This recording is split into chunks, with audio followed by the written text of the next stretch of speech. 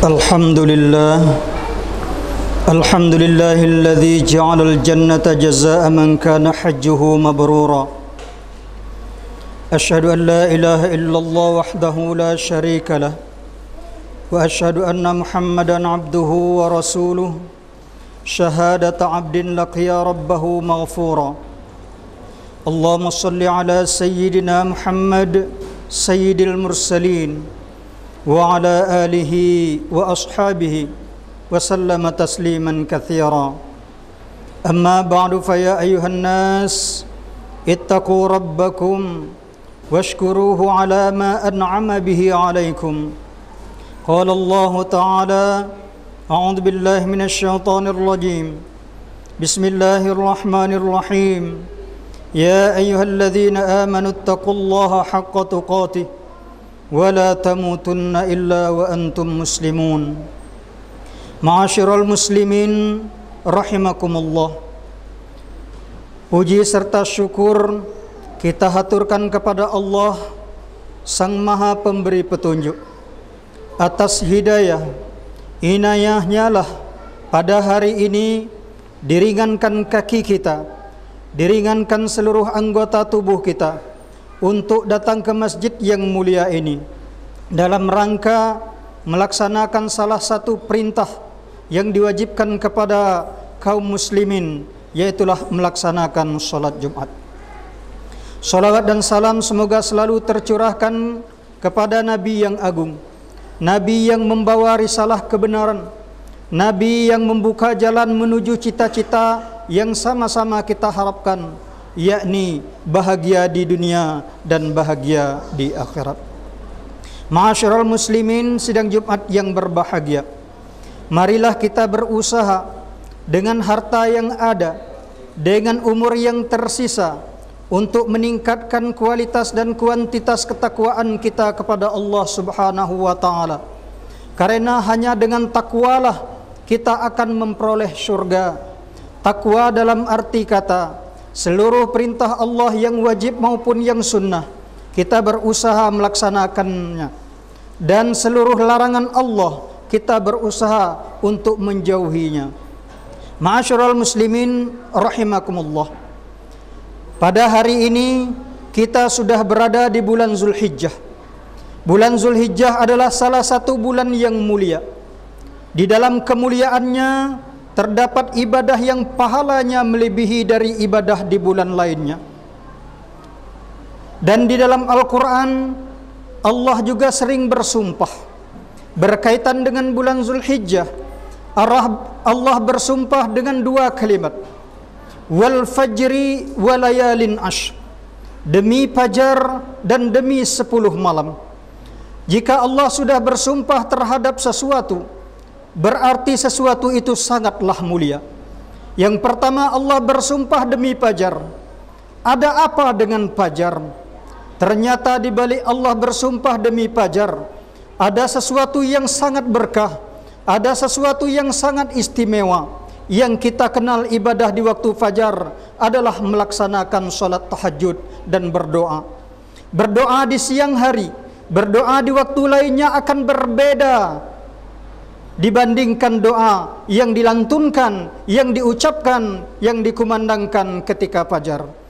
Bahkan Rasulullah sendiri telah menjelaskan kepada kita semua bahwasanya salah satu salat yang sangat berharga yakni salat fajar. Rakaatul fajri khairun minad dunya wa ma fiha. 2 rakaat salat fajar lebih baik dibandingkan dengan dunia dan isinya. Ma'asyiral muslimin rahimakumullah. Yang kedua, Allah bersumpah demi malam yang 10. Banyak sekali pendapat ulama tentang 10 malam ini. Ada yang berpendapat 10 malam akhir Ramadan, ada yang berpendapat 10 malam di bulan Muharram. Namun yang lebih masyhur adalah pendapatnya 10 hari di awal bulan Zulhijjah.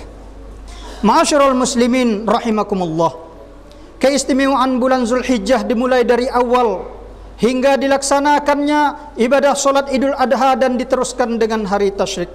Banyak sekali ibadah yang harus kita isi. Di antaranya berpuasa mulai dari tanggal 1 sampai tanggal 9. Nah, bagi kita kaum muslimin semuanya, alangkah baiknya di awal-awal bulan Zulhijjah ini kita isi dengan ibadah, bersedekah, puasa, meningkatkan salat dan lain-lainnya. Apalagi bagi siapapun yang mampu beribadah di tanggal 9 Zulhijjah atau disebut dengan hari Arafah. Rasulullah sendiri telah berpesan melalui sabdanya, mudah-mudahan orang yang berpuasa di hari tanggal 9 bulan Zulhijjah atau hari Arafah, Allah akan bersedia mengampunkan dosanya 1 tahun yang lalu dan 1 tahun yang akan datang. Betapa ruginya bagi kita yang melalaikan, yang meremehkan kesempatan untuk menghapuskan dosa kita. Di dalam firman yang lain Allah Subhanahu wa taala menjelaskan syarat masuk surga itu harus pahala melebihi dari dosa. Namun jika sebaliknya, apabila dosa melebihi pahala, maka orang tersebut akan masuk ke dalam neraka. Fa amma man thaqulat mawazinuhu fahuwa fi 'ishatir radiyah wa amma man khaffat mawazinuhu fa ummuhu hawiyah wa ma adraka ma hiya narun hamiyah. Ma'asyiral muslimin rahimakumullah. Dan di bulan Zulhijjah ini juga terdapat kisah pengorbanan yang tiada bandingnya, diukir dalam sejarah oleh Nabi Allah Ibrahim dan Nabi Ismail. Banyak orang yang mampu berkorban harta, banyak orang yang mampu berkorban yang lainnya, tapi belum mampu dia berkorban seperti korbannya Nabi Ibrahim. Oleh karena itu, ma'asyiral muslimin rahimakumullah, pada hari ini kita mengupas secara ringkas kisah tauladan dari Nabi Ibrahim dan Nabi Ismail untuk kita pedomani dalam menjalani kehidupan kita ini. Ma'asyiral muslimin rahimakumullah, tidak banyak orang sukses di dunia ini yang mampu melahirkan orang yang sukses. Kadang-kadang orang tuanya soleh atau baik, tapi anaknya menjadi toleh atau jahat. Berbeda dengan Nabi Ibrahim, dari beliau turun 2 orang nabi, yaitu Nabi Ismail dan Nabi Ishak. Dan dari jalur Nabi Ismail terlahir Nabi kita Nabi Muhammad sallallahu alaihi wasallam. Dan dari jalur Nabi Ishak terlahir Nabi Yakub. Dan dari Nabi Yakub ini terlahir semua nabi yang berasal dari Bani Israel. Jika kita perhatikan kisahnya dengan teliti, akan menimbulkan pertanyaan, rahasia apa di balik kesuksesan Nabi Ibrahim yang bisa melahirkan tokoh-tokoh besar tersebut? Setidaknya ada beberapa hal dari rahasia tersebut yang harus kita pedomani. Yang pertama, ma'asyiral muslimin rahimakumullah, adalah doa. Disebut di dalam Al-Quran bahwa Nabi Ibrahim alaihissalam senantiasa berdoa, Rabbi habli minas solihin, yang artinya, wahai Tuhanku, karuniakanlah aku keturunan yang soleh. Hal yang luar biasa dari doa Nabi Ibrahim di atas adalah beliau meminta kepada Allah agar dimasukkan ke dalam orang-orang yang soleh. Padahal seorang Nabi sudah pasti soleh, tetapi ia masih berdoa akan dimasukkan, agar dimasukkan ke dalam kelompok orang yang soleh. Ini menunjukkan betapa pentingnya menjadi orang yang soleh. Dan beliau Nabi Ibrahim tidaklah merasa tinggi, sombong dengan kesolehannya. Kita pun wajib menjadi soleh agar keturunan kita jadi soleh. Soleh adalah gelar bagi orang yang berbuat baik, yang bermanfaat bagi pribadi, bagi keluarga, bagi kelompok, dan bagi manusia secara keseluruhan, sesuai dengan ketentuan Allah dan Rasulnya, bukan soleh menurut pandangan pribadi sendiri. Ma'asyiral muslimin rahimakumullah. Yang kedua, Nabi Ibrahim peduli kepada pendidikan anak-anaknya. Di dalam Al-Quran Allah berfirman, Am kuntum syuhada idh hadara Yaqub al-maut idh qala li banihi ma ta'buduna min ba'di qalu na'budu ilahaka wa ilaha abaika Ibrahim wa Ismail wa Ishaq ilaha wahida wa nahnu lahu muslimun. Yang artinya, adakah kamu hadir ketika Yakub kedatangan tanda-tanda kematian, ketika ia berkata kepada anak-anaknya, apa yang kamu sembah sepeninggalku? Mereka menjawab, kami akan menyembah Tuhanmu dan Tuhan nenek moyangmu Ibrahim, Ismail dan Ishak, yaitu Tuhan yang Maha Esa, dan kami hanya tunduk patuh menyerahkan diri kepadanya. Hadirin yang berbahagia, Ayat di atas membuktikan betapa besarnya perhatian Nabi Ibrahim pada pendidikan anak-anaknya. Dia tidak rela kalau anaknya bodoh, apalagi bodoh tentang agama, atau anaknya berada pada jalur pendidikan yang salah. Jangan sampai terjadi karena hanya alasan ekonomi atau alasan pekerjaan kita mengabaikan pendidikan anak kita dan tidak tahu menahu apa yang mereka pelajari dan apa yang mereka lakukan. Apakah anak-anak kita mengamalkan ajaran agama secara benar? Apakah kita sebagai orang tua telah memberikan contoh teladan yang baik pada mereka? Contoh dari segi ibadah, dari segi sosial, perilaku dan lainnya. Jika belum, mari kita bersegera menjadi tuntunan bagi mereka. Kita wajib tahu bahwa pendidikan yang pertama dan utama adalah pendidikan akhlak dan agama, sedangkan pendidikan umum adalah pendukungnya. Hanya dengan ilmu agama akan didapat ketenangan. Kita lihat di televisi dan media lainnya, bahkan di lingkungan sekitar kita, perilaku anak-anak zaman sekarang dari segi berpakaian mereka yang tidak islami, tutur kata mereka jauh dari sopan santun, ibadah mereka yang banyak bolongnya, ditambah lagi ada yang menghardik orang tuanya karena tidak terpenuhi kemauannya. Ada yang membunuh orang tuanya, dan baru-baru ini digemparkan ada seorang anak yang melaporkan ibu kandungnya ke polisi hanya masalah harta warisan. Ada juga yang membunuh ibu kandungnya karena tidak diberi uang. Na'udzubillahi min zalik. Apalagi di masa sekarang, ma'asyiral muslimin rahimakumullah, di masa pandemi Covid-19, sekolah dan madrasah belum boleh dibuka. Kebanyakan dari anak kita hanya nonton TV dan main game online yang dijadikannya sebagai tuntunan. Yang ketiga, kepedulian Nabi Ibrahim pada kesejahteraan anak dan keluarga. Nabi Ibrahim adalah sosok bapak yang baik dan suami yang bertanggung jawab. Demi membahagiakan keluarganya, Nabi Ibrahim alaihissalam rela merantau ribuan kilometer dari Palestina ke Mesir untuk mencari nafkah dan menyebarkan kalimatullah meskipun dalam kondisi alam yang tandus dan panas. Rasulullah menyatakan bahawa seseorang yang bekerja keras guna mencari rezeki yang halal untuk keluarga dinilai oleh Allah sebagai sedekah yang tinggi. Beliau bersabda, "Wa dinarun anfaqtahu ala ahlik a'zamuha ajra alladhi anfaqtahu ala ahlik."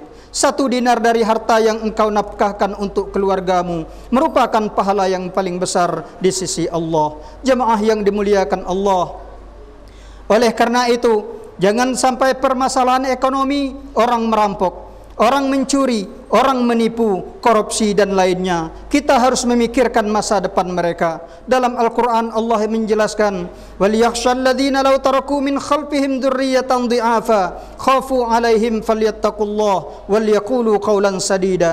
Dan hendaklah takut kepada Allah orang-orang yang seandainya meninggalkan di belakang mereka anak-anak yang lemah, yang mereka khawatir terhadap kesejahteraan mereka. Oleh sebab itu, hendaklah mereka bertakwa kepada Allah dan hendaklah mereka mengucapkan perkataan yang benar. Ma'asyiral muslimin rahimakumullah, demikianlah khutbah kita pada hari ini. Semoga bermanfaat bagi kita semua dan semoga kita bisa berpedoman kepada Nabi kita Ibrahim alaihissalam. A'udzu billahi minasyaitonir rajim. Inna a'tainakal kautsar fashalli li rabbika wanhar inna syani'aka huwal abtar. Barakallahu li wa lakum fil Qur'anil azim wa nafa'ani wa iyyakum bima fihi minal ayati wadh dzikril hakim wa taqabbala minni wa minkum tilawatahu innahu huwas samiul alim. Fastaghfiru innahu huwal ghafurur rahim. Allahumma shalli ala sayyidina Muhammad wa ala ali sayyidina